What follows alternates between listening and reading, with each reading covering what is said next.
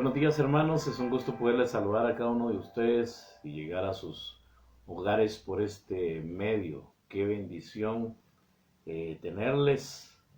Esperamos que hayan pasado felices fiestas, que estén iniciando este año con la paz y con la bendición de Dios. Es una bendición, mis amados hermanos, poder iniciar este año. Y estamos aquí solo por su gracia, por su misericordia y por su bondad. Antes de iniciar, ¿qué le parece si inclinamos nuestro rostro? Vamos a orar. Padre eterno, gracias por este día que nos has regalado, Señor, esta mañana.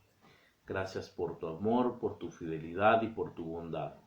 Te rogamos, Señor, y te suplicamos de tu bendición, que nos ayudes y que nos dirijas en esta mañana. Gracias por tu amor, gracias por tu bondad y por tu fidelidad. Todo te lo pedimos en el nombre tuyo, Jesús. Amén y amén.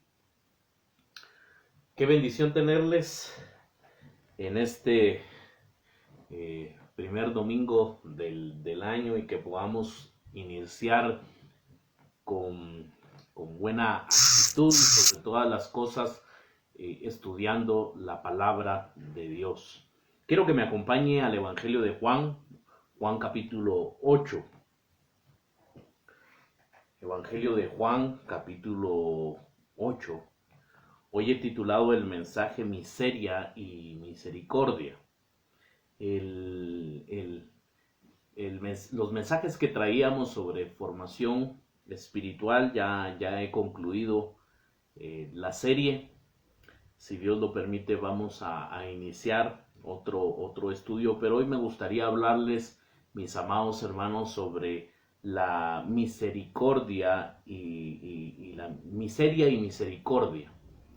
Y este relato es muy interesante. Así que vamos al Evangelio de Juan capítulo 8, versículo 1 al 11. Y la palabra de Dios dice: y Jesús se fue al monte de los olivos, y por la mañana volvió al templo, y todo el pueblo vino a él. Y sentado él, les enseñaba. Entonces los escribas y los fariseos le trajeron una mujer sorprendida en adulterio, y poniéndola en medio, le dijeron: Maestro, esta mujer ha sido sorprendida en el acto mismo de adulterio. Y la ley nos mandó Moisés apedrear a tales mujeres. Tú, pues, ¿qué dices? Mas esto decían tentándole, para poder acusarle. Pero Jesús, inclinado hacia el suelo, escribía en tierra con el dedo. Y como insistieran en preguntarle, se enderezó y les dijo: el que de vosotros esté sin pecado, sea el primero en arrojar la piedra contra ella. E inclinándose de nuevo hacia el suelo, siguió escribiendo en tierra. Pero ellos, al oír esto, acusados por su conciencia, salían uno a uno, comenzando desde los más viejos hasta los postreros. Y quedó solo Jesús y la mujer que estaba en medio. Enderezándose Jesús, y no viendo a nadie sino a la mujer, le dijo: Mujer, ¿dónde están los que te acusaban? ¿Ninguno te condenó? Ella dijo: Ninguno, Señor. Entonces Jesús le dijo: Ni yo te condeno. Vete y no peques más. Es fascinante esta historia, mis amados hermanos, y reflexionar sobre la misma. Los escribas y los fariseos se habían lanzado en buscar alguna acusación para desacreditar a Jesús. Tanto los escribas como los fariseos estaban buscando la manera de desacreditar a Jesús, de buscar alguna falla. Y aquí creían que le podían colocar entre la espada y la pared de manera que no tuviera salida. La estrategia, hermanos, que estaban utilizando estos hombres era casi perfecta, podríamos decir, porque vemos de que realmente querían y ponen, diríamos, a Jesús entre la espada y la pared, y lo vamos a ver más adelante porque era tan complicado dar una respuesta, y que estos hombres creían de que habían puesto a Jesús en serios aprietos y que realmente ahí en su respuesta Jesús iba a fallar. Cuando surgía, hermanos, en el tiempo antiguo, una situación difícil, una cuestión legal difícil, la costumbre era presentársela a un rabino para que decidiera, para que él pudiera tomar algunas decisiones sobre algún caso difícil. Así es que los escribas y los fariseos le trajeron a Jesús a una mujer que había sido sorprendida en adulterio. Es interesante, mis amados hermanos, al observar el texto, y nos damos cuenta de que solo traen a la mujer, ¿no?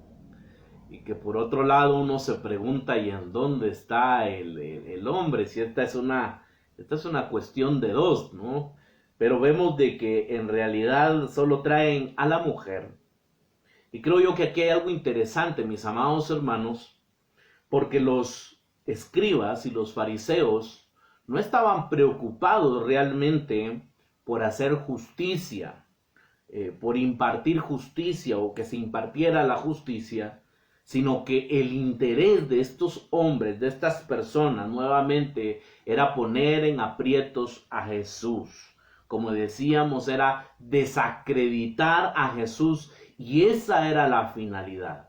Esto a mí me llama la atención, hermanos, porque estos religiosos no les importaba realmente la gente. Ellos no estaban preocupados por la vida de esta mujer, como lo decía hace un momento, por impartir justicia. Realmente lo que ellos querían era de una u otra manera desacreditar a Jesús, y no importaba sobre quién había que pasarse, ¿no? Sino que querían desacreditar el ministerio de Jesús, y esta mujer solo la estaban utilizando, ¿no? Vemos entonces que es increíble cómo estos religiosos están utilizando a una mujer, no tienen ningún interés por ella, diríamos por restaurarla, sino que al contrario, van porque quieren poner en tela de duda el ministerio de Jesús, quieren desacreditarla. Desde el punto de vista de la ley judía, el adulterio, hermanos, era un delito grave. Los rabinos decían, un judío tiene que morir antes de cometer idolatría, asesinato o adulterio. Quiere decir que estos pecados, hermanos, en el mundo judío eran terribles.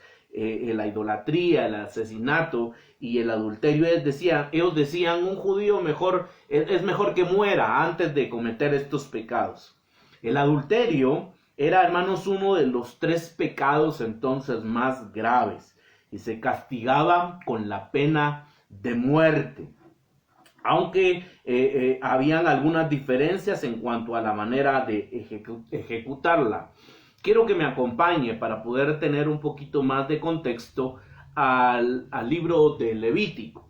Quiero que me acompañe a Levítico capítulo 20 y vamos al versículo 10. Y la palabra de Dios dice, si un hombre cometiere adulterio con la mujer de su prójimo, el adúltero, escuche bien esto y vea esto porque es interesante, porque es el adúltero y la adúltera, era lo que decía al principio, esta era una cuestión de 2, ¿no? el adúltero y la adúltera indefectiblemente serán muertos. Esto era lo que mandaba la ley de Moisés, ¿no? Que si se les comprobaba que ellos habían cometido el pecado de adulterio, ellos lo que merecían entonces era la muerte. Ahí no se especifica tanto cómo tenía que ser la ejecución, pero para entender un poco cómo tenía que ser esa ejecución, quiero que me acompañe al libro de Deuteronomio, capítulo 22. Y aquí se nos dan algunos detalles de la ejecución, cómo estos hombres tenían que ser ejecutados. Deuteronomio, capítulo 22, versículo 23 y 24. Si hubiera una muchacha virgen desposada con alguno, y si alguno la hallare en la ciudad, y se acostare con ella, entonces los sacaréis a ambos a la puerta de la ciudad, y los apedrearéis, y morirán. La joven porque no dio voces en la ciudad, y el hombre porque humilló a la mujer de su prójimo. Así quitarás el mal de en medio de ti.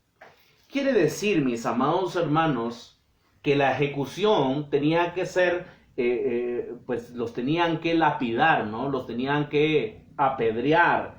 Y esto era lo que le esperaba a esta mujer, que fue sorprendida, dicen los escribas y los fariseos, que fue sorprendida en adulterio. Es interesante porque vemos, hermanos, toda la imagen y trajeron a una mujer, dice, pero en el versículo 2 estaba todo el pueblo. O sea, había mucha gente, mis amados hermanos. Ustedes se pueden imaginar, podríamos tener esa imagen, toda esta gente, todo el pueblo, y ponen a esta mujer, la ponen en medio diciendo que cometió adulterio, y por lo tanto entonces le preguntan a Jesús, ¿no? ¿Tú qué dices? La palabra de Dios dice en el versículo 4, le dijeron: Maestro, esta mujer ha sido sorprendida en el acto mismo de adulterio. Y en la ley nos mandó Moisés apedrear a tales mujeres. Tú pues, ¿qué dices? Y esto es muy interesante, porque aquí, mis amados hermanos, se ve la mala intención de estos escribas y de estos fariseos para nuevamente desacreditar a Jesús. El dilema, hermanos, entonces en el que se pensaba meter a Jesús es el siguiente. Si decía que la mujer tenía que ser apedreada, habían dos consecuencias. La primera, que Jesús perdería su reputación de piadoso y ya nunca se le llamaría amigo de los pecadores. Entonces esto es muy interesante, porque si Jesús decía que había que apedrearla, pues en dónde estaba aquel Jesús de misericordia y aquel Jesús bondadoso. Probablemente iba a perder esa reputación de que él era amigo de los pecadores. La segunda, hermanos, es que entraría en un conflicto también con la ley y con la ley romana, que prohibía a los judíos dictar y ejecutar sentencia de muerte. Jesús tenía que ser muy cuidadoso, mis amados hermanos, porque también podía caer en una situación legal bien delicada conforme a la ley romana, ya que ningún judío, hermanos, podía, repito, dictar o ejecutar alguna sentencia de muerte. Por lo tanto, Jesús tenía que ser muy cuidadoso. Y creo yo, mis amados hermanos, que este plan que fue trazado por los escribas y los fariseos, pues estaba muy bien hecho, ¿no? Realmente querían sorprender a Jesús, le estaban tendiendo una trampa. Vuelvo y repito, no importando pasándose sobre alguna persona, en este caso sobre esta mujer, lo que ellos querían era desacreditar a Jesús. El versículo 6 dice: mas esto decían, tentándole para poderle acusar. Si dice sí, le vamos a acusar por este lado, Y si él dice no, también le vamos a acusar. Mas esto decían tentándole para poderle acusarle. Pero Jesús, inclinando hacia el suelo, escribía en tierra con el dedo. Qué interesante la actitud de Jesús, ¿no? Se encuentra en un gran conflicto, en una situación, vienen los escribas, los fariseos, traen a una mujer que fue sorprendida en el mismo acto de adulterio y le hacen la pregunta, ¿verdad? De si había que apedrear a esta mujer como mandaba la ley de Moisés o no. Y la actitud de Jesús es de que ahora se inclina hacia el suelo y empieza, dice el texto, a escribir con su dedo en la tierra. Y creo que hay una pregunta válida, mis amados hermanos, que nos podemos hacer aquí. ¿Por qué Jesús toma esta actitud? ¿Por qué Jesús empieza a escribir en tierra? Y si vamos más allá, mis amados hermanos, pues a mí me hubiera encantado no ver qué era lo que estaba escribiendo Jesús. Hay algunas tesis, hay algunas teorías que me gustaría compartirlas en esta mañana. Y la primera es que puede que quisiera sencillamente ganar tiempo y no dar una respuesta precipitada. En ese breve momento puede que estuviera pensando la cuestión y presentándosela a Dios. Esto es interesante, mis amados hermanos, porque creo yo que muchas veces cuando se nos hace una pregunta, nosotros apresuradamente damos una respuesta. Debemos de ser muy cuidadosos. Inclusive nosotros no sabemos también si están presentando algún problema, pero por ejemplo para desacreditarnos. Y esto es muy interesante, el analizar y el pensar qué respuesta vamos a dar.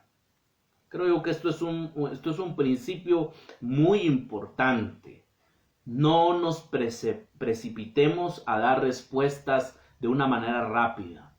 Tenemos que reflexionar, tenemos que pensar qué es lo que vamos a decir, porque todo lo que digamos puede ser usado en nuestra contra. Lo segundo, hermanos, que algunos plantean es que la sugerencia más interesante surge de ciertos manuscritos tardíos, y esto lo hablan algunos historiadores. En la traducción armenia leemos: él mismo, inclinando la cabeza, estaba escribiendo con el dedo en la tierra para declarar los pecados en las piedras. Entonces esto es muy interesante, porque lo que sugiere es de que Jesús estaba escribiendo en la tierra los pecados de los mismísimos hombres que habían acusado a esta mujer. Muy interesante. Usted por un momento se puede imaginar, mi amado hermano, que Jesús escribiera en tierra los pecados de los escribas y de los fariseos. Estas solo son pues posturas que se presentan, pero es muy interesante porque también nos hacen reflexionar y nos hacen pensar. Fuera como fuera, mis amados hermanos, porque lo que sí es cierto es que el texto no dice qué era lo que Jesús estaba escribiendo en la tierra, pero fuera como fuera, los escribas y los fariseos seguían reclamando una respuesta y la recibieron. Dice el versículo 7: y como insistieran en preguntarle, se enderezó y les dijo: el que de vosotros esté sin pecado sea el primero en arrojar la piedra contra ella. Es muy interesante, porque estos escribas y fariseos, dice la escritura, hermanos, que le insistían en preguntarle.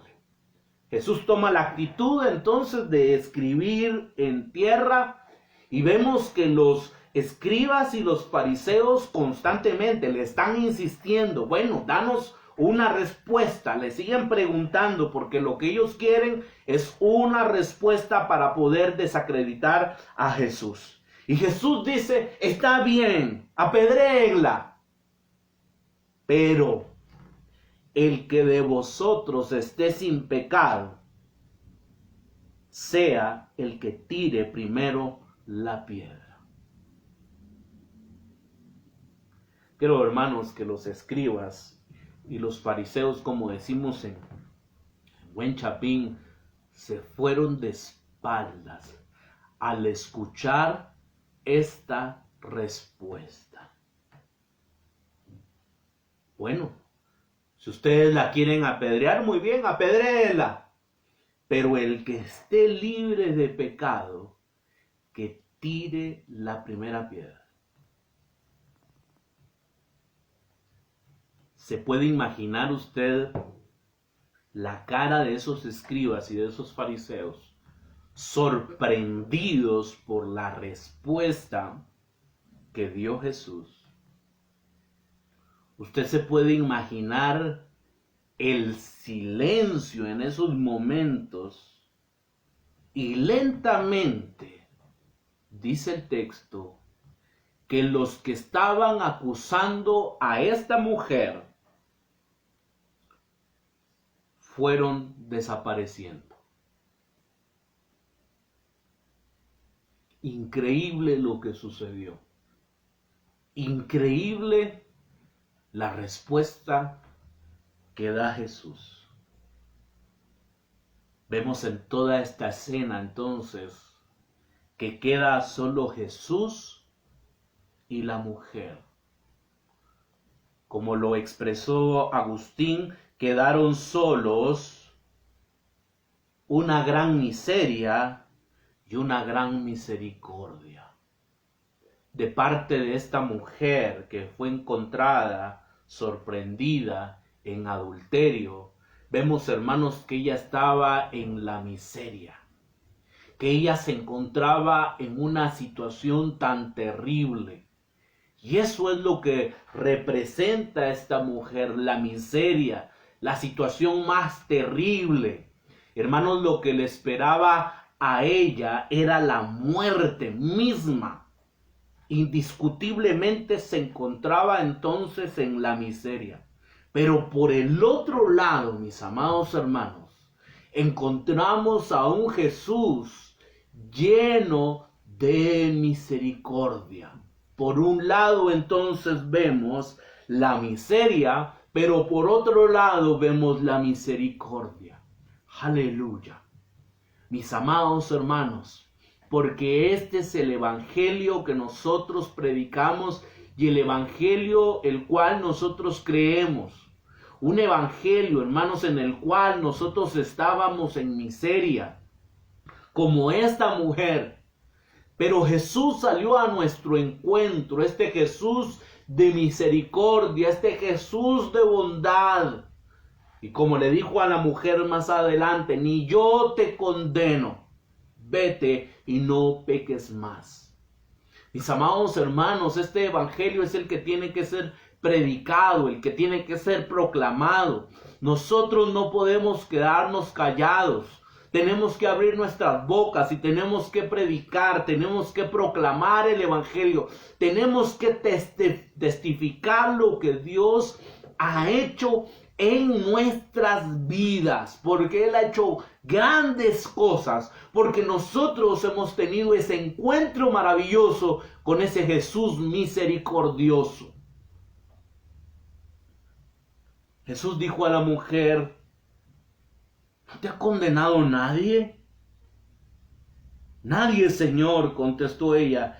Y Jesús le dijo entonces, yo tampoco te voy a sentenciar ahora. Ve y empieza tu vida de nuevo y no peques más.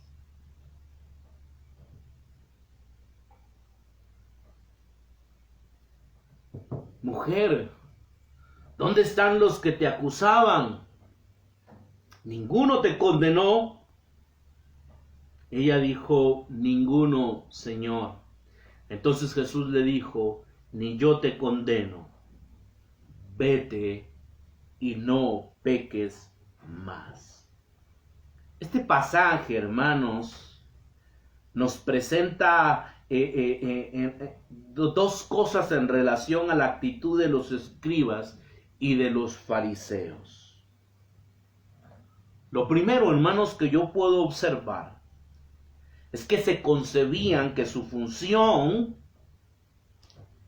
que su posición, les daba el derecho de estar por encima de los demás como severos guardianes para detectar cualquier desliz o desviación de la ley. Mis amados hermanos, ¿cuántos de nosotros, y máximo aquellos que estamos en un liderazgo, en una posición de liderazgo dentro de la iglesia, dentro de la congregación, muchas veces creemos que por la posición que nosotros tenemos, muchas veces creemos que por la posición que nosotros tenemos, nos da el derecho de estar por encima de los demás como severos guardianes para detectar cualquier desliz, para detectar cualquier desviación? Y muchas veces nos creemos los jueces, ¿no? Y muchas veces estamos señalando quién ha fallado, quién ha pecado, por la función que tenemos, por la posición que tenemos dentro de la congregación. Y lanzarse sobre los culpables con un castigo salvaje e implacable. Nunca se les ocurriría en pensar que su autoridad supiera la obligación de rehabilitar, quiere decir, de restaurar al ofensor. Porque estas personas, mis amados hermanos, estas personas que tienen la actitud de los escribas y de los fariseos, vuelvo y repito, no les importa la gente. Ellos no tienen el propósito de restaurar vidas, de rehabilitar, sino al contrario. Lo que ellos quieren es condenar, lo que ellos quieren es apedrear. Muchas de estas personas se creen perfectas, ¿no? Como que ellos no tuvieran errores. Entonces señalan y condenan. En ningún momento vemos, hermanos, que realmente el propósito de los escribas y de los fariseos era restaurar a esta mujer de ninguna manera. Porque lo que querían era desacreditar a Jesús. Debemos, mis amados hermanos, de tener mucho cuidado, de no actuar como los escribas y los fariseos. Y porque tenemos un puesto de autoridad dentro de la iglesia, porque tenemos una función, entonces eso nos da el derecho de estar por encima de los demás. Todavía, hermanos, hay quienes consideran una posición de autoridad como un derecho a condenar y un deber de castigar. Creen que porque están en posiciones de autoridad, entonces ellos pueden condenar y pueden castigar. Creen que una autoridad como la que ellos tienen les da el derecho de ser como los perros guardianes morales y de despedazar al pecador. Y que por lo tanto entonces al pecador hay que apedrearlo. Una actitud que tenían los escribas y los fariseos. Pero la autoridad, hermanos, y subraye esto, mi amado hermano, usted que nos está viendo y escuchando en esta mañana. La autoridad se cimenta en la compasión. La autoridad se cimenta en la compasión.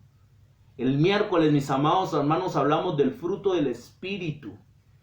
Y es interesante, decíamos, la imagen que utiliza el apóstol Pablo, ¿no? Que es la imagen, mis amados hermanos, de un agricultor. La imagen de la agricultura, porque se está refiriendo a un fruto. Y decíamos, hermanos, de que el fruto del Espíritu muchas veces es un proceso. Hay un proceso. Usted hoy no siembra un maíz y mañana usted ya espera tener un elote, ¿no? Para poderlo asar, para podérselo comer. No, esto lleva un proceso. Por lo tanto, mis amados hermanos, la autoridad se cimenta entonces en la compasión. Se habla de un hombre de Dios llamado Whitefield, que vio a un criminal que iba caminando a la horca. Pronunció su famosa frase: ese sería yo si no fuera por la gracia de Dios. Esta frase, hermanos, es muy interesante, porque muchas veces señalamos al drogadicto, señalamos al borracho, señalamos al adúltero, al fornicario. Es interesante porque hemos también visto, hermanos, el andar en la carne, ¿no? Y que ahí, por ejemplo, aparece la ira. Pero muchas veces esas cuestiones no se señalan. Pero señalamos a estos hombres, a estas mujeres, a estos pecados. Y deberíamos de pensar igual, creo yo, que este hombre de Dios, de decir: ese sería yo, ese fuera yo, si no fuera por la gracia de Dios. Yo fuera ese drogadicto, yo fuera ese alcohólico, yo fuera esa prostituta, yo fuera ese fornicario, ese adúltero, yo fuera ese. Pero por la gracia, por la misericordia de Dios, mis amados hermanos, nosotros fuimos alcanzados por la gracia y la misericordia de Dios. El primer deber, hermanos, de la autoridad es hacer lo posible por comprender las fuerzas de las tentaciones que indujeron al pecador a pecar y la seducción de las circunstancias que le presentaron el pecado tan atractivo.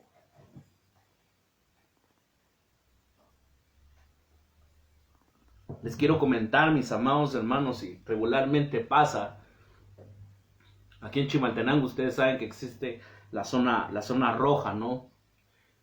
Y mucha gente, cuando pasa enfrente y ve a estas mujeres, las critica, las señala. Y es interesante cuando uno conoce algunas historias de estas mujeres. Y se los digo, hermanos, por experiencia, porque he tenido el privilegio muchas veces de conversar con estas mujeres, conocer, hermanos, su pasado, lo terrible que han vivido, las situaciones tan difíciles y tan terribles que han vivido. Muchas de ellas abusadas sexualmente desde su niñez, muchas de ellas huyendo de un hogar, de una casa donde estaban siendo abusadas sexualmente. Ellas huían, querían buscar trabajo, querían buscar una vida mejor. Pero se dieron cuenta que muchas de esas niñas fueron engañadas y fueron llevadas muchas veces a bares, explotadas, por ejemplo, sexualmente. Mis amados hermanos, el primer deber entonces de la autoridad es hacer lo posible por comprender las fuerzas de las tentaciones. Ninguna persona puede juzgar a otra a menos que trate, escuche bien esto, a menos que trate de comprender lo que la otra persona ha pasado. Cuando tratamos de entender, cuando tratamos de ver cuál es el trasfondo, cuando hay una actitud de restauración, de querer restaurar, no solo de condenar y no solo de señalar, sino de restaurar, de conocer el trasfondo de esta persona, de poderme, hermanos, de poder entender un poco más a esta persona, interesarme un poco más, va a ser de gran utilidad. La misión, hermanos, de la autoridad no es expulsar al pecador de toda la sociedad decente, entre comillas, ¿no? Y menos borrarlo por completo, sino hacer que sea una buena persona. El que está en autoridad debe ser como un buen médico. Su único deseo es sanar. Su único deseo es sanar. Y con esto voy concluyendo. Lo segundo que yo observo aquí, hermanos, en torno a la actitud de los escribas y de los fariseos, es que este incidente nos presenta de una manera gráfica y cruel, hermanos, porque realmente es cruel la actitud de los escribas y de los fariseos hacia la gente. Vuelvo y repito, a ellos no les interesaba la gente. A ellos no les interesaba la persona. Lo que ellos querían era desacreditar a Jesús. No miraban a esta mujer como una persona que era, sino como un objeto, como un instrumento del que se podían valer para formular una acusación contra Jesús. La estaban usando como se podría usar una herramienta para cualquier trabajo. Literalmente, mis amados hermanos, la estaban viendo como un objeto, ¿no? Como una herramienta, hermanos, que uno puede utilizar en un trabajo y después tirarla y después desecharla. No la estaban viendo como una persona que fue creada a imagen y semejanza de Dios. Dios usa su autoridad para hacer que las personas se hagan buenas a base de amarlas. Para Dios, una persona nunca se convierte en una cosa.